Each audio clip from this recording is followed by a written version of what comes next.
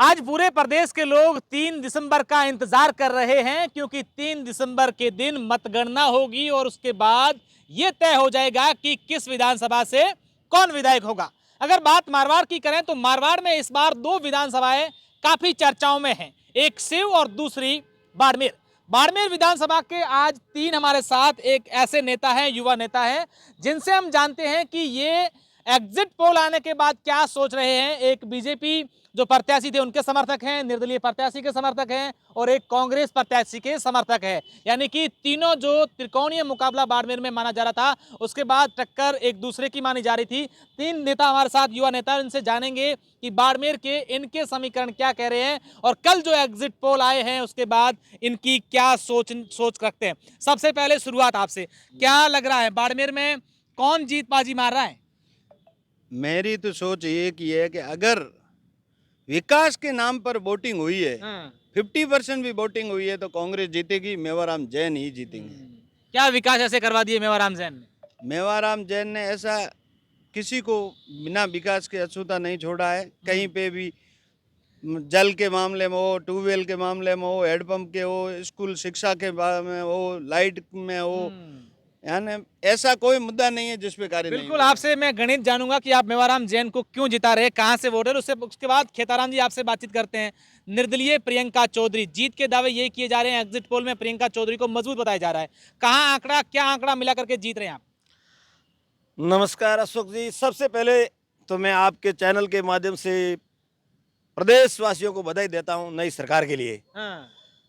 आदरणीय वसुंधरा जी राजस्थान की सीएम होगी और पूर्ण बहुमत के साथ भाजपा की सरकार आ रही है।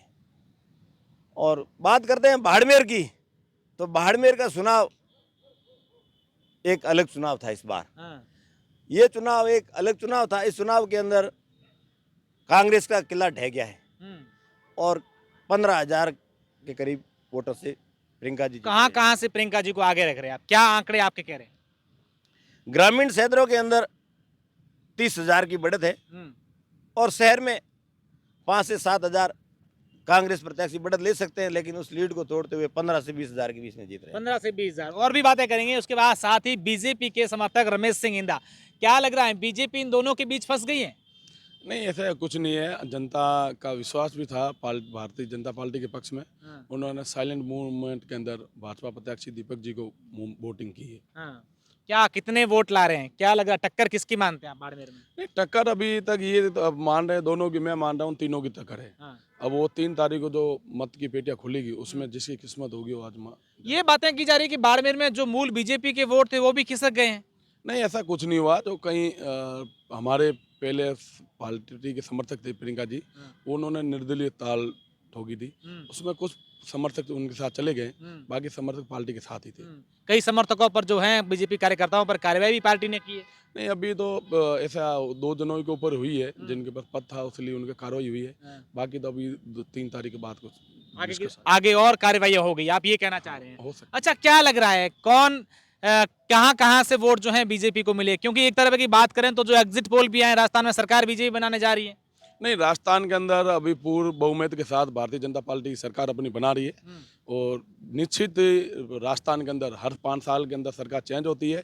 और इस बार हम भारतीय जनता पार्टी बहुमत के साथ सरकार बना रही है और ये रिकॉर्ड तोड़ के रहेगी। आप बताएं, अब आप कांग्रेस करें कि कांग्रेस के विकास के नाम पर अगर वोट दिए तो कांग्रेस जीतेगी, तो अगर इनकी बात करें तो ग्रामीण क्षेत्रों में 30,000 की लीड मान रहे हैं, शहर में ये मेवाराम को आगे मान रहे हैं, तो आपकी जीत का आंकड़ा क्या है और कहाँ से मेवाराम जैन को आप आगे मान रहे हैं? मेरे तो सोचने का तरीका यही है और लोगों का भी ये, विकास के नाम पर अगर इलेक्शन होते तो कांग्रेस ही मेवाराम की, ये जो अभी लेकिन आपने, बाड़मेर में ये बातें हैं कि विकास के नाम पर चुनाव नहीं हुए। मैं वही आपको कहने जा रहा हूँ कि अगर विकास के नाम पर व्यक्ति के काम कार्य के ऊपर अगर वोटिंग पड़ी होती तो आप भी ये नहीं कहते कि निर्दलीय मजबूत मान रहे हैं अभी एग्जिट पोल। यहाँ पे इन लोगों को पता चल गया था पहले, बीजेपी और निर्दलीय जो भी हुआ है ये पूरा है, इनको पता चल गया था कि हम ये कांग्रेस बाड़मेर में जीत नहीं पाएंगे, इसलिए इन्होंने धर्म के नाम पे, एक जिस मठ से हम भी जुड़े हुए हैं, उनको धर्म पे नाम पे महात्मा को, बुजुर्ग महात्मा को बीच में ले आए और उनकी झोली फैला दी। अब लोगों ने सोचा कि भाई हम 15 साल तक तो वोट किए ही है, विकास के नाम पर मांगते तो इनको जमानतें जब्त हो जाती। इन्होंने धर्म के नाम पे मांगा, एक स्वामी जी को ले आए जो हमारे तो आदरणीय क्या आप मान रहे हैं कि वो जीत रहे हैं?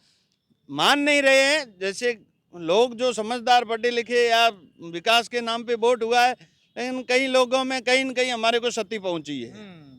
आप मान रहे हैं कि क्षति पहुंची है? हमारा जो ये 30-35 हजार से पिछली बार जीते थे, अब हम जीत हमारी 10 से 12 हजार मान रहे हैं। हमारे को 20-22 हजार की ये इस प्रकार से क्षति पहुंचाई गई।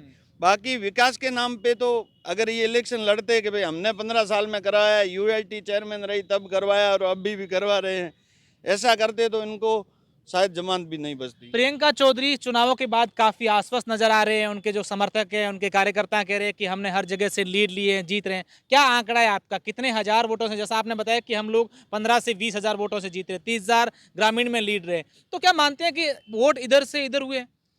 नहीं, लोग क्या 15 साल से जो बाड़मेर के अंदर कुशासन था ना, जो शहर के खड्डे नालियां गंदगी हाइट जो वोल्टेज है उसे लोगों की जान जानी, उस 15 साल के कुशासन से इतने तंग हो गए थे। हाई वोल्टेज से क्या लेना देना? सर, बलदेव नगर के अंदर आप देख लो, अभी 2 जान चली गई थी। अच्छा, जो बिजली की तारें चल बिजली की तारें हैं, इसलिए ऐसे हादसे हो रहे हैं इस शहर के अंदर। और बाड़मेर शहर को नरक बना दिया था।